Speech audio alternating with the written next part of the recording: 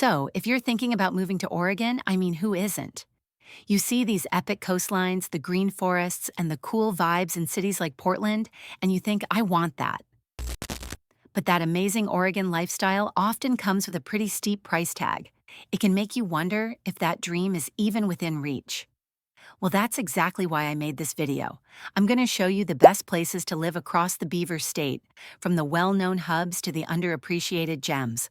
I'll cover what you need to know, the real cost of living, like current home prices and rent ranges, and the stuff you can't just search, like the actual vibe of a town, the good, the bad, and which places are truly worth a look. Spoiler alert, some are expensive and few are affordable, but it's the best places to live, not the cheap, and best places that have that price tag. Let's get started in the Beaver State. Starting with a small town that has a huge international reputation. If you've ever seen a spectacular photo of a kite surfer silhouetted against a majestic mountain backdrop, it was likely shot here. Hood River, set in the awesome gorge on the Columbia River, a windsurfer's and kitesurfer's paradise, and you get a hardy, adventurous, wind-loving, well-off group of people. Surrounded by mountains and forest, with 7,000 people, it's essentially remote. Portland is over an hour away. It's a great place to live, but expensive. The median home price is a hefty $895,000 here, and the median household income is about $82,000. Rent is also outrageously high, with one-bedrooms often running between $1,100 to $2,200 a month.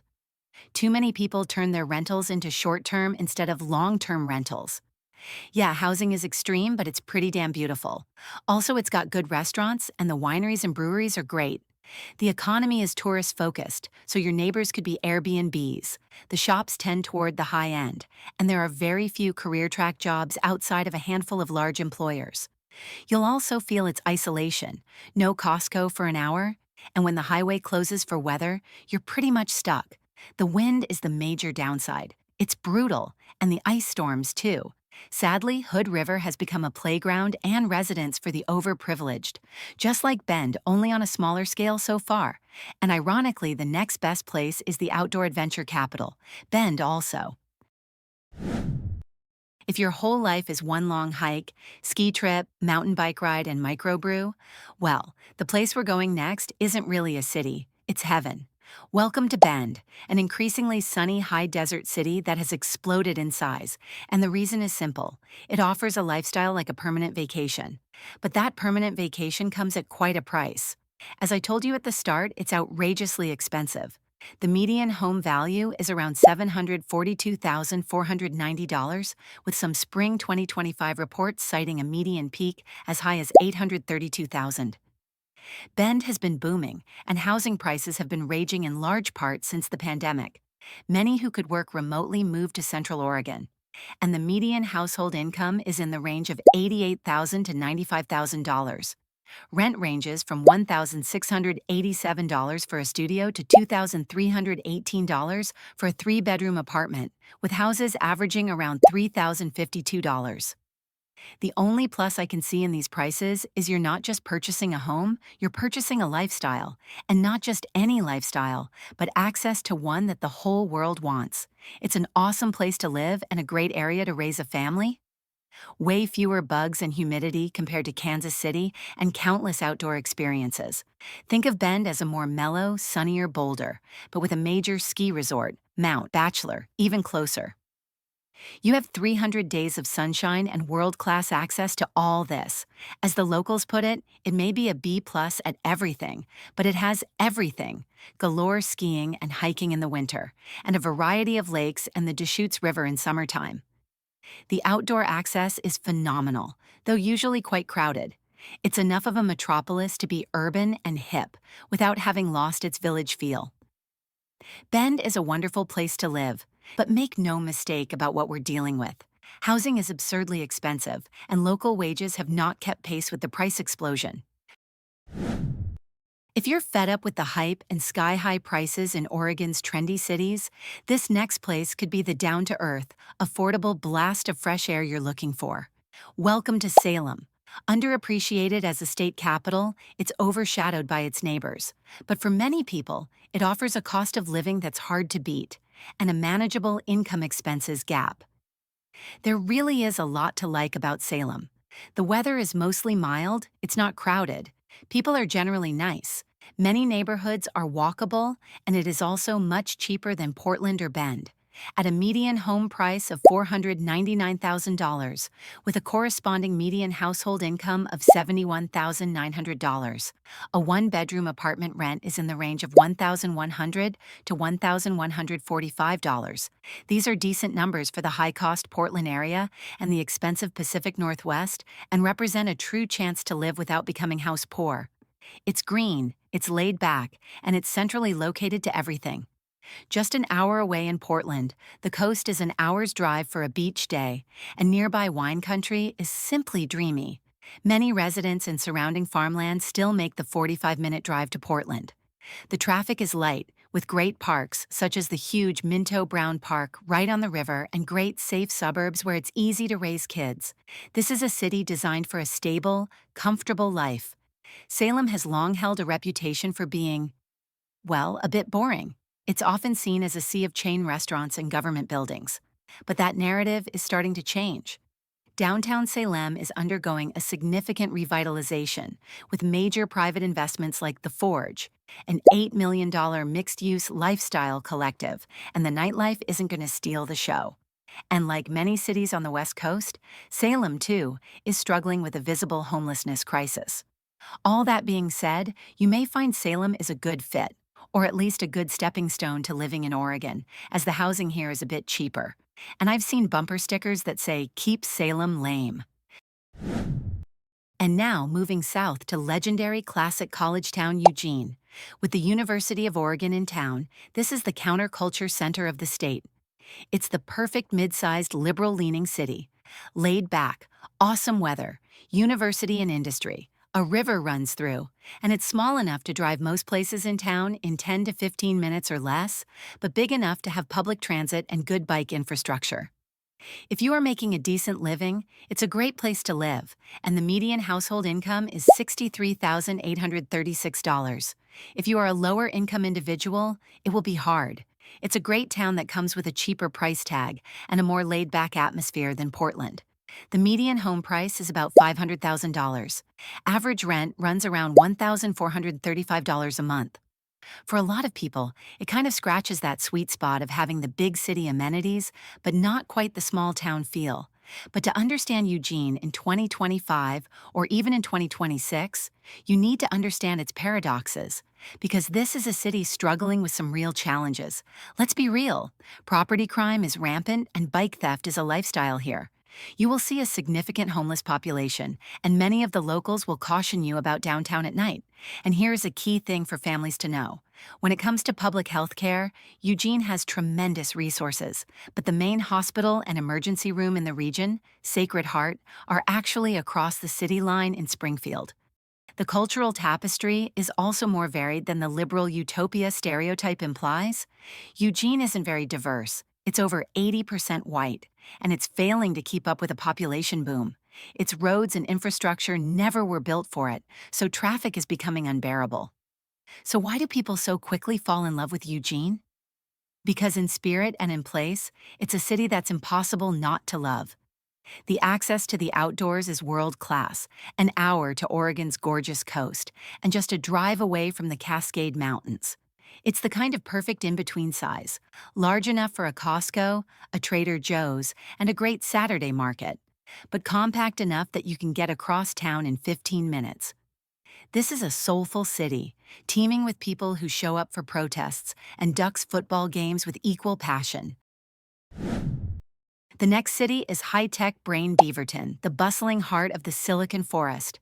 A diverse, family-friendly suburb just west of Portland, it is helping to make the region a world-class destination in its own right. Beaverton is nice overall everywhere. I'd look around central Beaverton near the library, farmers market in the spring-fall close to transit, walkable to shops and food.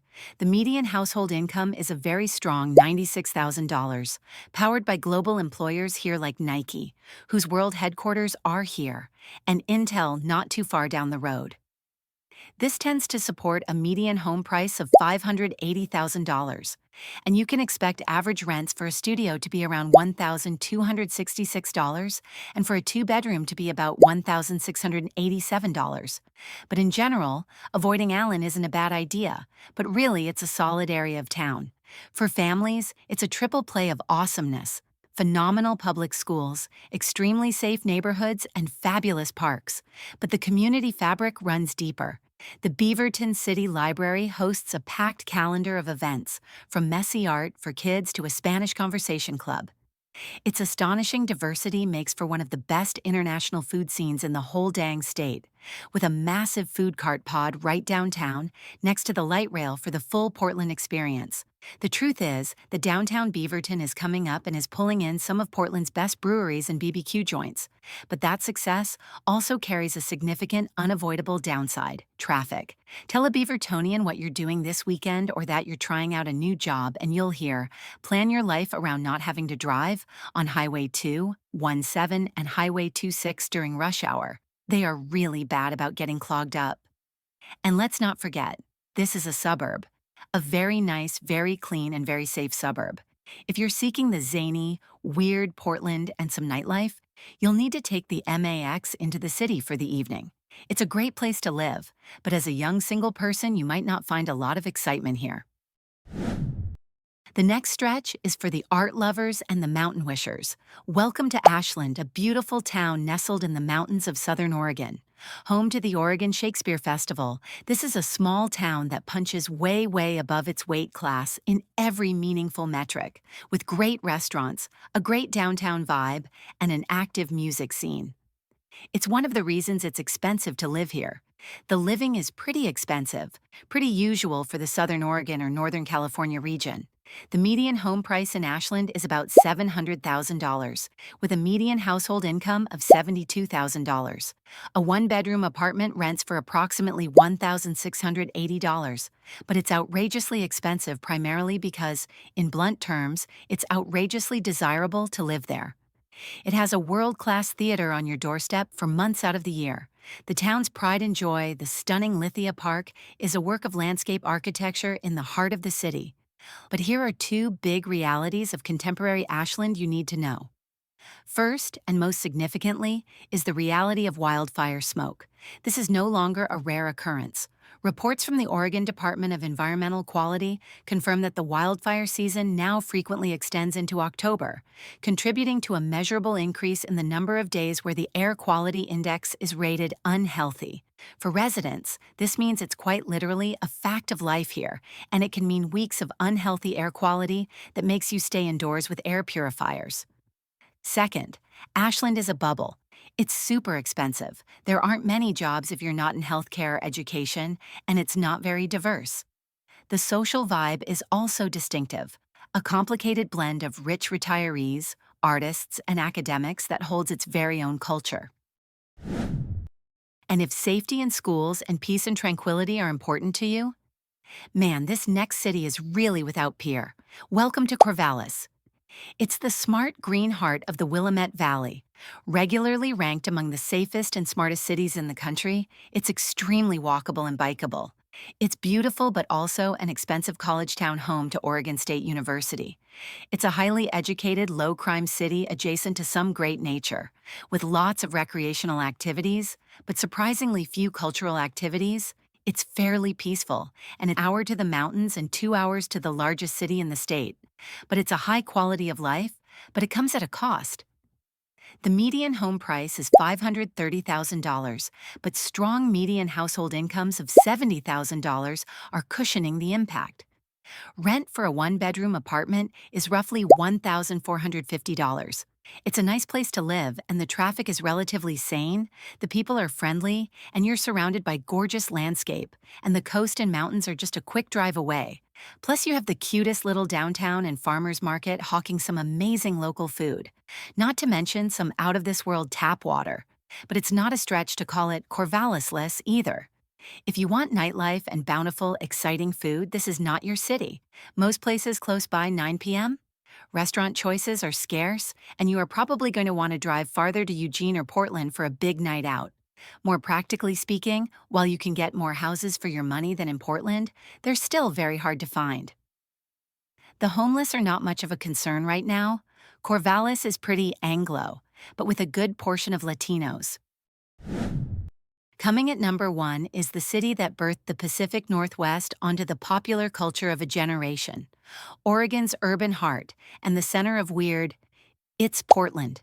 It's a city known for its food scene, craft breweries, countless coffee shops, and an independent spirit where creativity flourishes. The quality of life is amazing. It's extremely walkable within the inner core neighborhoods, but it also has tons of single-family homes and is about the greenest city in the U.S. The access to nature is nutty for a big city. You can be hiking in a dense forest within city limits, and both the epic Oregon coast and skiing on Mount Hood are just a 90-minute day trip away. It's a nifty little metropolis of bike lanes, neighborhood spirit, and the finest tap water on the planet. But it's not cheap to live in Oregon's largest city.